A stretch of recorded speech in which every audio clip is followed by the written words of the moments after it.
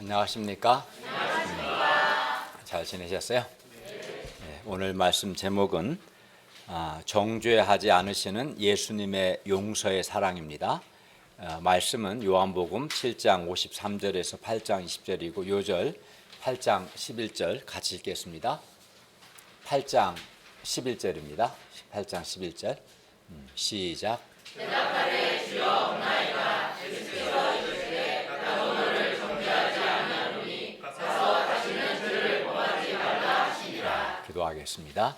은혜로우신 주님, 오늘도 우리가 살아계신 성부 하나님, 성자 하나님, 성령 하나님께 예배드릴 수 있도록 인도하시고 은혜 주심을 감사합니다. 우리가 드리는 예배가 하나님을 기쁘시게 하는 예배가 되게 하여 주십시오. 또 주님께서 이 자리에 임재하셔서 우리의 예배를 받아주십시오. 또 한 주간에 우리의 많은 죄와 허물을 예수님의 피로 용서하여 주시고 이 시간에 하나님의 생명의 말씀으로 은혜 베풀어 주시기를 기도합니다. 예수님의 이름으로 기도하였습니다. 아멘. 사람이 죄를 지으면 마음에 죄의식이 생기고 또 수치심도 생기고 또 죄에 대한 그 정죄감이 생기고 또 심판에 대한 두려움이 생겨서 사람이 죄를 지으면 고통합니다. 어떤 사람은 이제 정죄감이 너무나 커서 극단적인 행동을 하기도 합니다. 그런데 문제는 우리의 힘이나 우리 노력으로, 우리 인간적 힘이나 노력으로 정죄감에서 우리가 벗어날 수 없다는 겁니다. 그러면 우리가 어떻게 이 정죄감, 죄를 지으면 죄의식과 수치심과 정죄감, 심판에 대한 두려움이 있는데 이 정죄감에서 우리가 어떻게 벗어나서 마음의 참 평화를 누리고 밝은 새 삶을 살 수 있는가 오늘 말씀을 통해 배울 수 있기를 바랍니다. 제1장 정죄하지 않으시는 예수님 1절에서 11절 말씀입니다. 1, 2절을 보십시오. 초막절 명절이 끝나고 백성은 다 각각 집으로 돌아가고 예수님께서는 감난산으로 가셨습니다. 이는 감난산에서 쉼도 가지시고 또 기도도 하기 위해서였습니다. 그리고 예수님은 다음 날 아침 다시 성전으로 들어오셨습니다. 백성이 예수님께 나와왔고 예수님께서는 나온 사람들에게 하나님의 말씀을 가르치셨습니다. 3절을 보십시오. 서기관과 바리새인들이 음행 중에 잡힌 여자를 끌고 와서 사람들이 모인 한 가운데 세웠습니다. 간음하다가 현장에서 잡혀서 사람들 앞에 한가운데 세워진 이 여자의 마음이 당시 어떠했을까요? 여자는 간음하다가 현장에 잡혔고 끌려와서 많은 사람들 앞에서 한가운데 세워졌습니다. 아마도 여자는 자신의 죄가 이 사람들 앞에서 공개적으로 드러난 것으로 인해서 매우 수치스러웠을 겁니다. 뿐만 아니라 이제 정죄를 받아 돌에 맞아 죽을 것을 생각하니 또한 매우 두려웠을 겁니다. 그래서 여자는 아마 수치심과 정죄감으로 고통스러웠을 겁니다. 서기관과 바리새인들은 음행 중에 간음 중에 잡힌 이 여자를 한 가운데 세우고 예수님께 묻습니다. 4, 5절을 볼까요? 선생님이요, 이 여자가 간음하다가 현장에서 잡혔나이다. 모세는 이러한 여자를 돌로 치라 명하였거니와 선생은 어떻게 말하겠습니까? 이렇게 물었어요. 모세가 쓴 신명기 22장 2절은 간음 죄에 대해서 다음과 같이 말씀합니다. 어떤 남자가 유부녀와 동침한 것이 드러나거든 그 동침한 남자와 그 여자를 둘 다 죽여 이스라엘 중에서 악을 제하라, 이렇게 되어 있어요.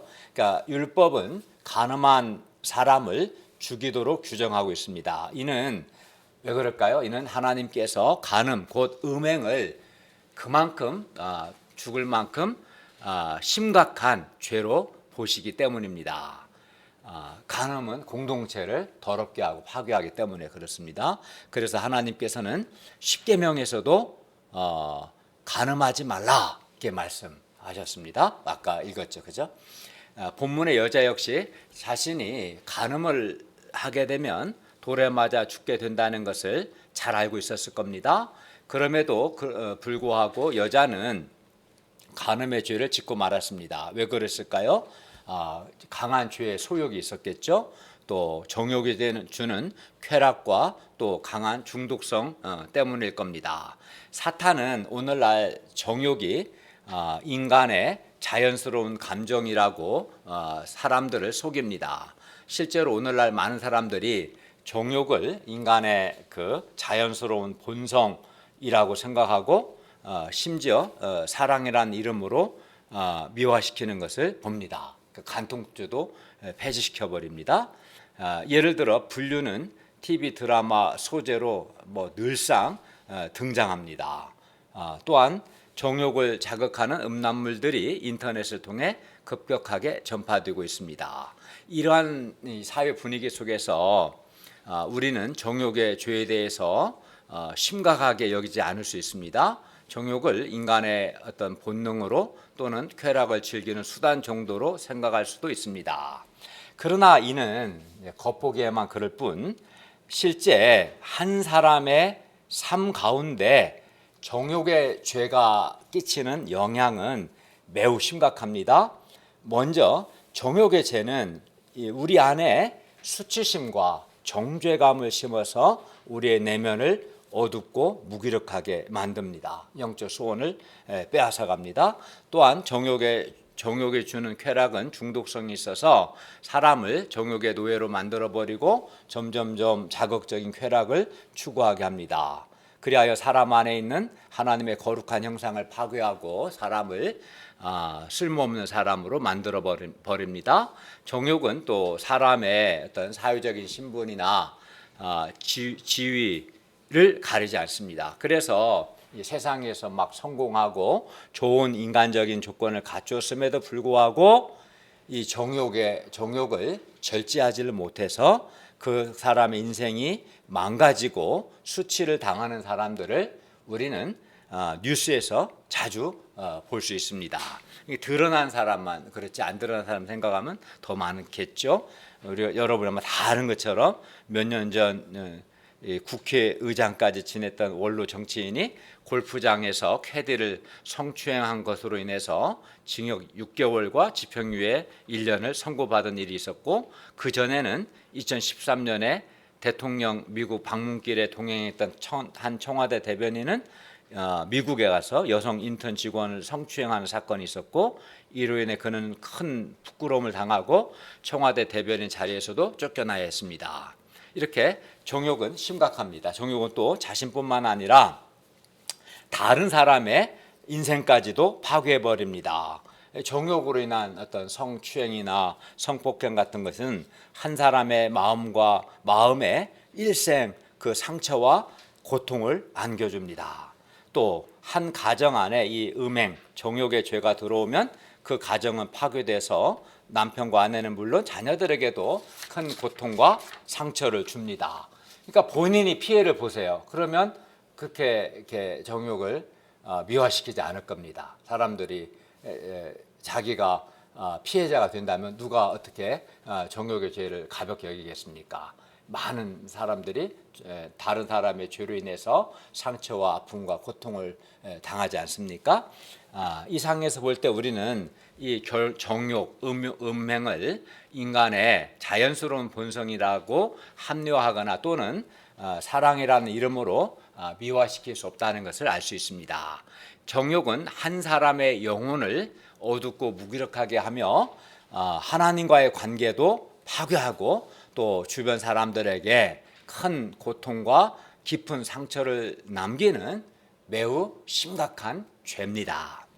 모세율법은 그래서 이 간음한 이 죄가, 이 음행의 죄가 한 개인과 가정과 그 공동체에 끼치는 해악이 너무나 크기 때문에 간음한 남자와 여자를 모두 죽임으로써 악을 제거하도록 규정하고 있습니다.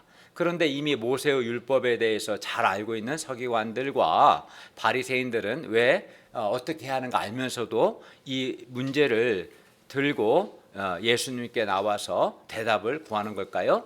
6절을 보시면 이는 그들이 예수님을 고발할 조건을 얻기 위해서였습니다. 그러니까 예수님을 고발하고자 하는 목적 가운데 질문한 거죠. 그들은 예수님께서 자신들의 질문에 대해서 돌로 치라 또는 돌로 치지 말라 둘 중 하나로 대답할 것이라고 예상했을 겁니다.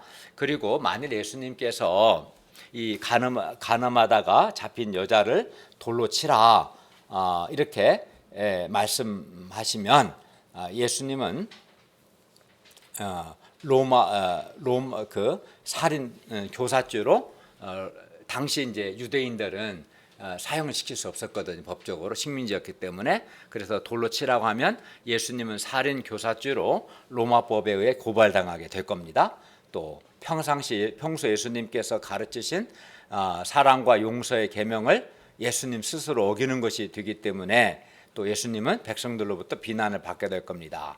그래서 돌로 치라고 하면 문제가 되는 거죠. 예수님이 살인 교사죄로 고발당할 수도 있고 또 백성들로부터 비난을 받을 수도 있어요. 그러면 이제 돌로 치지 말라 하면 어떻게 돼요? 돌로 치지 말라고 하면 이거는 이제 모세의 율법, 유대 사회의 근간인 이 모세의 율법을 어긴 것이 되어서 유대 종교법에 의해서 또 고발을 당하게 됩니다. 그래서 예수님은 이러지도 저러지도 못하는 돌로 치라고 말할 수도 없고 돌로 치지 말라고 말할 수도 없는 매우 곤란한 상황에 처하게 되었습니다. 이때 예수님은 어떻게 하셨습니까? 6절 하반절을 보십시오. 오늘날 정치인들은 모르겠다, 노코멘트라고 이런 경우 말하는데 예수님은 그렇지 않고 예수님은 몸을 굽히사 6절 하반절을 보시면 손가락으로 땅에 무언가를 쓰셨습니다. 예수님께서 무엇을 쓰셨는지는 아무도 알 수 없지만 아마도 이를 통해서 사람들의 시선을 예수님께 집중시키고 이어질 예수님의 답변에 사람들이 귀를 기울이게 했을 겁니다. 7절 상반절을 볼까요? 그들이 묻기를 맞이하지 아니하는지라. 예수님께서 대답하시지 않자 그들이 예수님께 계속 묻습니다. 모세는 율법에 이러한 여자를 돌로 치라 명하였거니와 선생님은 어떻게 말하겠습니까? 어서 대답 좀 해보세요. 우리가 이 가늠하다 잡힌 여자를 돌로 칠까요? 아니면 돌로 치지 말까요? 이렇게 계속해서 물었습니다. 7절 하반절을 보십시오. 이에 예수님께서 일어나 말씀합니다. 너희 중에 죄 없는 자가 먼저 돌로 치라. 예수님은 돌로 치라 말씀하심으로 여자의 죄가 가늠하다 잡힌 이 여자의 죄가 돌에 맞아 죽을 죄라는 것을 예수님께서도 인정하셨어요. 그죠? 돌로 치라. 다만 예수님은 그러니까 여자의 죄 자체는 돌에 맞아 죽을 죄라는 걸 인정하셨고 다만 예수님은 죄 없는 자가 조건이 있는 거죠. 죄 없는 자가 먼저 돌로 치라 이렇게 말씀하셨습니다. 이 말씀을 하신 후 예수님은 다시 몸을 굽혀 손가락으로 땅에 쓰셨습니다. 너희 중에 죄 없는 자가 먼저 돌로 치라. 이 말씀에 대해서 그러면 이들은 어떻게 반응했을까요? 9절을 볼까요? 9절을 다 같이 읽겠습니다. 시작. 그들이 이 말씀을 듣고 양심의 가책을 느껴 얼굴로 시작하여 젊은이까지 하나씩 나가고 오직 예수와 그 가운데 섰는 여자만 남았더라. 무리들 가운데 그 누구도 이 가늠하다가 잡힌 현장에서 잡힌 이 여자 현행범이죠. 이 여자를 돌로 칠 수 없었습니다. 왜 그럴까요? 너희 중에 죄 없는 자가 먼저 돌로 치라. 이 말씀 앞에서 죄 없는 자가 없었던 거죠. 이 예수님의 말씀 앞에서 그러니까 너희 중에 죄 없는 자가 먼저 돌로 치라는 이 말씀을 듣기 전에는 이 가늠하다 잡힌 여자를 다 돌로 칠 생각을 했는데 이 예수님의 말씀 앞에서 그들은 자신을 돌아보게 된 거죠. 너희 중에 죄 없는 자가 먼저 돌로 치라. 이 하나님의 말씀 앞에 자신을 돌아보니까 그들은 지금까지 걸리지 않았을 뿐이지 이 여자는 이제 들킨 거죠. 자기들도 은밀하게 때로는 좀 심한 사람의 행동으로 때로는 꼭 정욕의 죄만이 아니라 많은 죄들 있지 않습니까? 때로는 행동으로 때로는 말로 때로는 마음과 생각으로 지었던 정욕의 죄를 포함하여 많은 죄들이 이제 생각났어요. 그렇기 때문에 가늠하다 현장에서 잡힌 그 여자를 돌로 칠 수 없었습니다. 죄 없는 자가 돌로 치라고 했는데 자기가 지은 꼭 간음의 죄는 아니라 할지라도 자기가 행동으로 말로 또는 마음과 생각으로 지었던 죄들이 생각났던 것이죠. 간음한 여자는 죄를 짓다가 들킨 죄인이었을 거고 자기들은 들키지 않은 죄인일 뿐이었습니다. 그러니까 죄인은 같은 죄인인데 들켰냐 들키지 않았냐 차이일 뿐이었던 것이죠. 우리는 우리의 죄가 사람들 앞에 드러나지 않았다고 해서 우리가 의롭다거나 우리가 죄인이 아니라고 말할 수 없습니다. 사람 앞에서는 드러날 수도 있고 안 드러날 수도 있겠죠. 그러나 하나님 앞에서는 우리의 죄가 드러나죠. 예수님께서도 뭐라고 하셨냐면 마음에 음욕을 품는 자마다 이미 간음한 자라고 말씀하셨어요. 왜냐하면 마음의 음욕이 이제 행동으로 나타날 때는 나타나냐 안 나타나는 차이일 뿐이지. 그렇죠. 그러니까 우리 실정법은 행동만 처벌하지만 하나님은 우리 마음을 보십니다. 마음의 음욕을 품은 것도 이미 간음한 거라고 말씀합니다. 또 로마서 3장 10절은 이렇게 말씀해요. 의인은 없나니 하나도 없으며. 그러니까 하나님께서 보실 때 사람은 누구나 다 죄인입니다. 그러니까 죄 없는 자가 없는 거죠. 그래서 너희 중에 죄 없는 자가 먼저 돌로 치라는 이 말씀 앞에서 누구도 다른 사람을 정죄할 자격이 없었고 그래서 돌로 칠 수 없었습니다. 10절을 보십시오. 사람들이 다 나간 후 예수님께서 일어나셨습니다. 예수님은 여자 외에 아무도 없는 것을 보시고 여자에게 묻습니다. 10절 하반절입니다. 여자여 너를 고발하던 그들이 어디 있느냐? 너를 정죄한 자가 없느냐? 여자는 차마 고개를 들지 못하고 대답합니다. 주님 없습니다.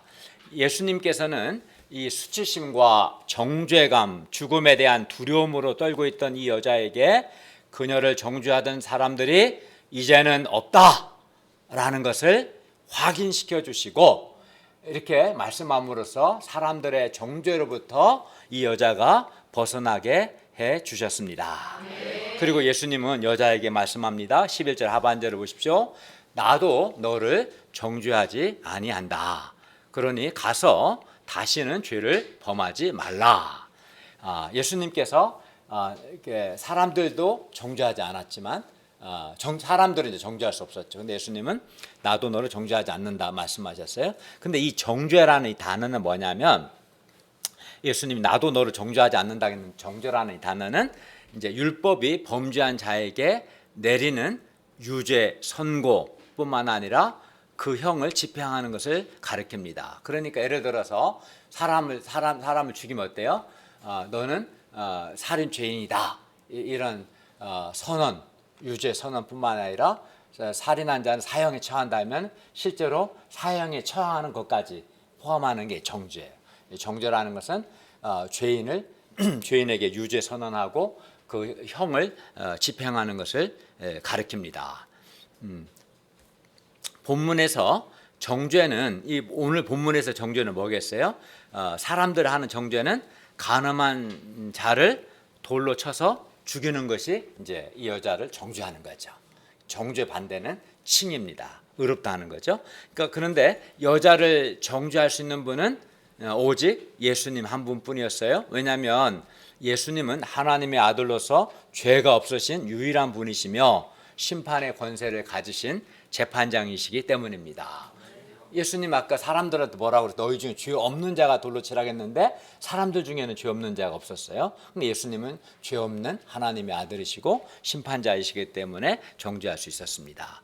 따라서 예수님은 얼마든지 이 여자를 정죄하고 돌로 칠 수 있었습니다. 너는 간음하다 현장에 잡혔기 때문에 너는 간음한 죄인이다.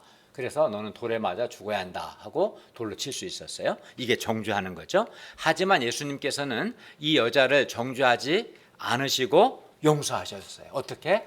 내가 너를 정죄하지 않는다. 나도 너를 정죄하지 않는다. 이 말씀을 통해서 여자를 정죄하지 않으시고 용서하신 거죠. 그런데 성경에는 죄에는 반드시 지불해야 할 대가가 있다고 말씀합니다. 로마서 6장 23절은 이렇게 말씀해요. 죄의 삭은 사망이요. 그러니까 공의로우신 하나님께서는 사람들의 죄에 대해서 진노하시고, 하나님은 공의로우시며 거룩하시기 때문에 사람의 죄에 대해서 진노하시고 반드시 그 죄값을 물으십니다. 그리하여 죄인은 이제 하나님 앞에서 죄인은 죽는 것으로 끝나지 않고 죽은 후에 불못에 던져져서 영원토록 밤낮으로 고통하는 심판을 받습니다. 사람들은 죽으면 끝이라고 하는데 죽으면 끝이 아니에요. 죽으면 그 다음에 진짜 무서운 하나님의 심판이 기다려요. 그러니까 죽지 말고 죽기 전에 죄 용서를 받아야 하는 거죠. 그러면 예수님은 어떻게 이 죄값을 물으시는 하나님의 공의를 만족시키시며 이 여자를 예수님은 어떻게 정죄하지 않으시고 용서할 수 있는 것입니까? 예수님께서 분명히 이 여자를 정죄하지 않고 용서하셨잖아요. 나도 너를 정죄하지 않는다. 근데 이 여자는 사실은 가늠하다 잡혔고 정죄를 받아야 마땅하잖아요. 그게 공의잖아요. 근데 예수님은 이 여자에게 공의를 행하지 않고 어떻게 정죄하지 않고 용서할 수 있었습니까? 이는 예수님께서 이 가늠하다 잡힌 이 여자가 받아야 할 정죄를 예수님께서 십자가에서 대신 받으셨기 때문입니다. 베드로전서 2장 24절은 말씀합니다. 친히 나무에 달려 그 몸으로, 예수님을 가리키죠. 나무에 십자가겠죠. 친히 나무에 달려 그 몸으로 우리 죄를 담당하셨으니, 그러니까 예수님 십자가에 달려 우리가 받아야 할 죄의 정죄를 받으셨다는 거예요. 이는 우리로 이렇게 하신 것은 우리로 죄에 대하여 죽고 의에 대하여 살게 하려 하심이라 라고 말씀합니다. 그러니까 예수님은 십자가에 달리셔서 친히 그 몸으로 우리의 죄를 담당하셨습니다. 그러니까 예수님 십자가에 달리신 것은 우리가 받아야 할 정죄를 받으신 거죠. 십자가에서 대신. 예수님은 우리가 우리 죄로 인해 받아야 할 하나님의 진노와 하나님의 저주와 죄에 대한 형벌을 우리 대신 받으시고 십자가에서 죽으셨습니다. 그리하여 우리는 우리를 사랑하사 우리 죄를 위해 우리 대신 십자가에 죽으신 이 예수님 안에서 더 이상 정죄를 받지 않게 된 겁니다. 왜냐하면 예수님이 우리를 사랑하사 우리를 대신하여 우리가 받아야 할 정죄를 받으셨기 때문에 이 예수님을 믿는 사람, 이 예수님 안에 있는 자는 결코 정죄를 받지 않습니다. 그러나 예수 믿지 않고 예수님 안에 있지 않는 자는 당연히 정죄를 받는 거죠. 그래서 로마서 8장 1, 2절에 이렇게 말씀합니다. 그러므로 이제 그리스도 예수 안에 있는 자에게는 결코 정죄함이 없나니, 이는 그리스도 예수 안에 있는 생명의 성령의 법이 죄와 사망의 법에서 너를 해방하였습니다. 그러니까 그리스도 예수 안에 있는 자에게는 결코 정죄함이 없나니, 그러니까 그리스도 예수 안에 있는 것이 매우 중요한 거죠. 왜냐하면 그리스도 예수 안에 있는 자는 정죄를 받지 않기 때문에, 그리스도 예수 안에 있는 자만 정죄를 받지 않습니다. 왜? 그리스도 예수께서 우리를 사랑하사 우리를 대신하여 우리가 받아야 할 정죄를 받으셨기 때문에 매우 중요한 거고 큰 거죠. 우리를 정죄하지 않으시고 십자가에서 우리 죄를 친히 담당하신 우리 주 예수님께 감사와 찬송을 드립니다. 생각해 보면 정말 놀라운 은혜입니다.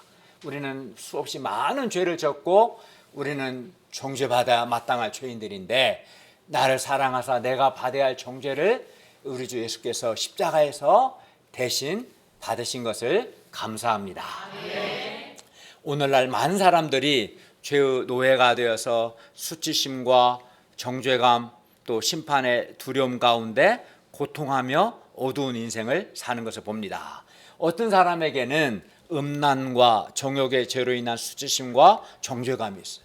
또 어떤 사람에게는 자신의 마음에 있는 그 이기심과 시기심과 미움과 분노, 살인감정 등 각종 추하고 더러운 죄들로 인한 그 정죄감이 또 있습니다. 또 그리고 범죄한 자기 자신을 보며 다시는 이러지 말아야지 결심도 하고 또 순결한 삶을 살고자 노력도 해보지만 어느새 다시금 죄를 반복해 짓고 있는 자신을 발견하고 절망합니다. 또 자학합니다. 그래서 마음이 위축되고 어둡습니다. 때로 정죄감을 이기지 못해서 사람을 기피하며 운둔 생활을 하거나 심한 경우 자살을 하는 사람도 있습니다. 어떤 사람은 마음에 있는 그 정죄감과 수치심을 없애보려고 술도 마셔보고 또는 착한 일도 해보지만 잠깐 잊을 수 있을 뿐 근본적으로 죄를 지었을 때 느끼게 되는 이 정죄감을 해결할 수는 없습니다. 그래서 또 절망합니다. 그러면 우리가 죄를 안 짓지는 못하는데 우리가 어떻게 죄로 인한 이 죄의식과 수치심과 정죄감에서 벗어나서 마음의 평화를 누리고 새 삶을 살 수 있겠습니까? 누가 우리를 이 깊은 절망과 고통에서 구원해 줄 수 있습니까? 바로 예수님이십니다. 예수님만이 우리를 정죄하지 않으시고 우리를 용서하십니다. 예수님은 우리 죄를 친히 담당하시려고 우리를 대신하여 십자가에서 죽으셨습니다. 그러므로 우리를 정죄하지 않으시고 용서하시는 예수님, 십자가에서 우리 죄를 친히 담당하신 예수님 안에서 우리는 죄로 인한 모든 수치심과 정죄감에서 벗어날 수 있습니다.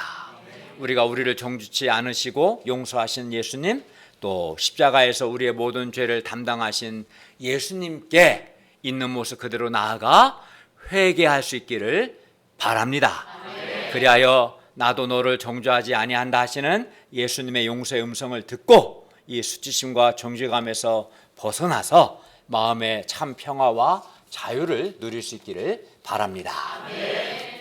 제2장 세상의 빛 예수님 11절 하반절에서 20절입니다. 11절 하반절을 보십시오. 가서 다시는 죄를 범하지 말라. 그런데 가서 지금부터 다시는 죄를 범하지 말라고 되어 있어요. 가서 지금부터 다시는, 지금부터라는 단어가 우리 개역해제 한글 성경에는 번역되어 있지 않지만 원본인 헬라어 원문에는 들어가 있어요. 지금부터라는 단어가. 그래서 이제 헬라어 성경을 정확하게 번역하면 가라. 그리고 지금부터 다시는 죄를 범하지 말라 이렇게 되어 있어요. 그리고 지금부터 다시는 죄를 범하지 말라. 이것이 예수님께서 죄인들을 정죄하지 않으시고 용서하시는 목적입니다. 그러니까 예수님은 이 여자를 정죄하지 않으시고 용서하신 것은 이 여자가 지금부터 다시는 죄를 범하지 않는 새 삶을 살도록 하기 위해서 그렇게 하신 거죠. 그리고 여기 보면 11절 하반 지금부터, 이제 번역이 안 돼 있지만 원래 보면 돼 있어요. 지금부터 다시는 이 두 단어는 죄를 짓지 말 것을 강조합니다. 나중부터가 아니라 지금부터, 그리고 다시는 죄를 범하지 말라, 이 말씀을 통해서 죄를 짓지 말 것을 강조합니다. 예수님께서 죄인을 정죄하지 않으시고 용서하시는 것은 지금부터 다시는 죄를 범하지 않는 그 죄를 떠나 거룩한 삶을 살도록 하기 위해서입니다. 또 범죄하고 또 용서받고 범죄 용서받으라고 용서하신 것이 아니라 예수님이 죄인을 정죄하지 않으시는 것은 지금부터 다시는 죄를 범하지 않도록 하기 위해서입니다. 우리에게 주어진 용서가 예수님의 대속의 죽음이라는, 예수님이 십자가에서 대신 정죄받은 이 큰 희생을 통해서 이루어진 것을 우리가 생각할 때 우리는 결코 함부로 살아서는 안 됩니다. 그러니까 어떻게 내가 정죄받지 않게 됐는가를 아는 사람은 함부로 살지 않습니다. 우리가 이번 수양에서도 듣게 되겠지만 내가 받아야 할 그 조롱과 수치, 죄의식, 정죄감, 두려움 등등을 예수님께서 대신 받으셨기 때문에 우리가 정죄받지 않고 용서받을 수 있었습니다. 우리는 주님의 죄 용서의 은혜를 헛되이 하지 않고 주님의 용서의 은혜를 감당하는 삶을 살아야 합니다. 그러므로 지금부터 다시는 죄를 범하지 말라는 이 말씀에 순종하기 위해서 우리는 어떻게 합니까? 이 말씀 순종하기 위해서 죄에 대해서는 죽은 자요, 하나님께 대하여는 살아있는 자로 여기는 삶을 이제부터 살아야 합니다. 그리고 여기서 죄에 대하여 죽은 자로 여기는 것은 죄에 대하여는 반응하지 않는 것, 이게 죄에 대하여 죽은 것을 여기는 겁니다. 그리고 하나님께 대하여는 살아있는 자로 여기는 것은 하나님께 대하여는 적극적으로 반응하는 삶을 가리킵니다. 예를 들어서 하나님의 은혜를 기억하고 하나님께 감사하고 또 하나님의 은혜 감당하는 삶을 사는 것, 또 하나님께 순종하고 충성하며 헌신하는 삶을 사는 것, 또 우리 지체를 불의의 무기로 죄에게 내주지 말고 우리 자신을 죽은 자 가운데서 다시 살아난 자 같이 하나님께 드리고 우리 지체를 의의 무기로 하나님께 드리는 것, 이렇게 하는 것이 우리가 하나님께 대하여 살아있는 삶을 사는 것이고, 오늘 본문에 다시는 죄를 범하지 않는 삶입니다. 이렇게 사는 것이 다시는 죄를 범하지 않는 삶입니다. 우리 예수님은 우리가 지금부터 다시는 죄를 범하지 않기 위해서 세상에 비치신 예수님을 따라야 함을 말씀합니다. 12절을 다 같이 읽겠습니다. 12절 시작. 예수께서 말씀하여 이르시되 나는 세상의 빛이니 나를 따르는 자는 어둠에 다니지 아니하고 생명의 빛을 얻으리라. 네, 우리가 지금부터 다시는 죄를 범하지 않기 위해서 우리는 세상에 비치신 예수님을 따라야 합니다. 여기서 예수님을 따른다는 것은 예수님을 나의 구원자로 믿고 예수님을 본받는 삶을 사는 것, 한마디로 말하면 예수님을 따른다는 것은 예수님의 제자가 되는 것, 예수님의 제자로 사는 것을 가리킵니다. 그리고 우리가 이게 왜 중요하냐면 세상에 비치신 예수님을 우리가 따를 때 놀라운 은혜가 있어요. 어떤 은혜가 있습니까? 우리는 더 이상 죄의 어둠에 다니지 않게 돼요. 세상에 비치신 예수님을 따르면 더 이상 죄의 어둠에 다니지 않고 생명의 빛을 얻게 됩니다. 여기서 생명은 영생을 가리켜요. 세상에 비치신 예수님을 따른 사람은 더 이상 죄의 어둠에 다니지 않고 예수님 주시는 영생을 풍성하게 누리게 돼요. 예. 왜냐하면 사람이 죄를 짓는 것은 영생이 없어서 그래요. 마음의 영생은 하나님과 바른 관계 안에서 누리는 말할 수 없는 참 기쁨과 만족이죠. 이 기쁨이 있고 만족을 누리는 사람은 결핍이 없기 때문에 죄의 소욕이 별로 안 생겨요. 근데 이제 영생이 없는 사람은 마음에 결핍이 있어요. 그 결핍을 죄를 짓는 것을 통해서 채우려고 하니까 이 영생이 없으면 또 죄를 지을 수 있거든요. 그런데 세상에 비치신 예수님을 따른 사람은 어둠에 다니지 않을 뿐만 아니라 생명, 영생의 빛을 얻게 됩니다. 그리하여 세상에 비치신 예수님을 따른 사람은 밝고 어둠에 안 다니니까요. 밝고 생명력 있는 새 삶을 살게 됩니다. 그러면 우리가 세상에 비치신 예수님을 지금 따르기 위해서 구체적으로 어떻게 해야 할까요? 우리는 성경 공부를 통해서 하나님 말씀을 배우고 말씀을 순종해야 합니다. 말씀 순종하는 것이 예수님을 따르는 겁니다. 그리고 이렇게 주일에 모여서 살아계신 하나님을 예배하고 하나님 말씀을 듣는 것을 사모해야 합니다. 또 우리가 여름 수양회 이제 이번 주 금, 토, 일, 월 하죠. 여름 수양회는 3박 4일 동안 집중해서 하나님의 말씀을 들을 수 있고 또 은혜로운 인생 소감도 듣고 열린 드라마도 보고 또 찬양도 하고 또 아침에 기도도 하고 또 여러 가지로 영육간에 아주 풍성하고 아주 좋습니다.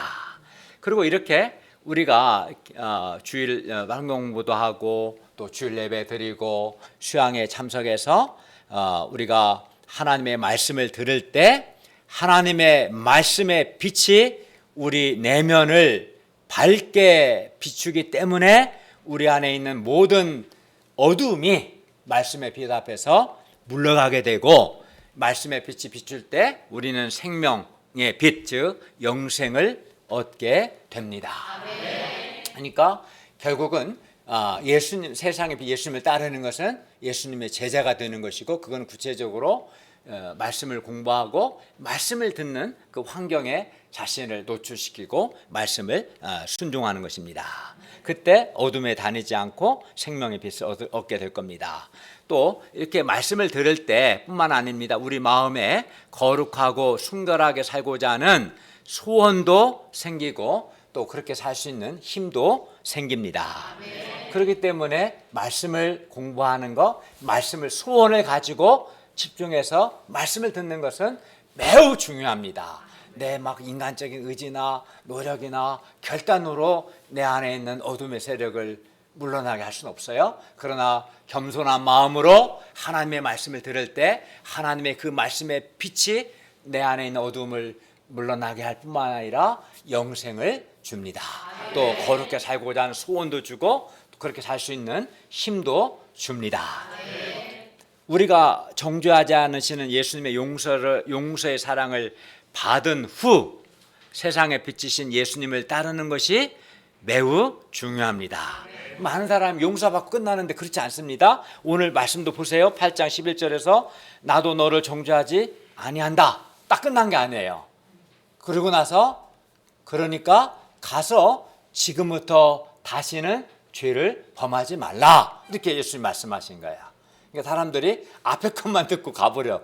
그러면 안 되는 거죠. 나도 너를 정죄하지 아니한다. 그러니 가서 지금부터 다시는 죄를 범하지 말라. 이렇게 주께서 말씀하셨기 때문에 용서를 받는 것도 중요하지만 용서를 받은 후에 세상에 비치신 예수님을 따르는 것이 매우 중요합니다.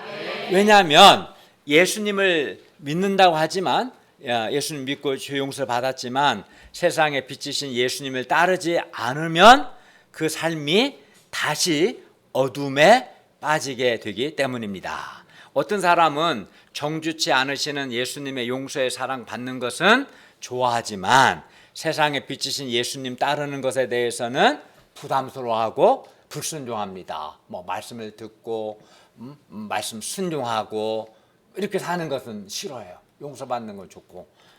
그러나 분명히 알아야 할 것은 예수님의 용서의 사랑을 받은 후 예수님을 따르는 세상의 예수님을 따르는 삶을 살지 않으면 우리가 다시 죄에 넘어지고 다시 어둠에 빠질 수밖에 없다는 거예요. 그래서 예수님께서 나도 너를 정죄하지 않는다. 그러니 가서 지금부터 다시는 죄를 범하지 말라 말씀하신 거예요. 아무리 내가 정죄치 않는 예수님의 용서 사랑을 많이 받아도 적극적으로 그 세상에 비치신 예수님을 따르지 않으면 다시 죄의 어둠에 빠지게 되는 거죠. 심하면 예수님의 용서의 사랑을 받기 전보다 더 큰 어둠에 빠질 수도 있습니다. 우리가 나를 정죄하지 않으시고 용서하신 예수님의 용서의 사랑과 구원의 은혜를 우리가 기억한다면 우리는 예수님을 따르는 것을 부담스러워하기보다 오히려 기쁨과 감사로 예수님을 따르게 될 것입니다.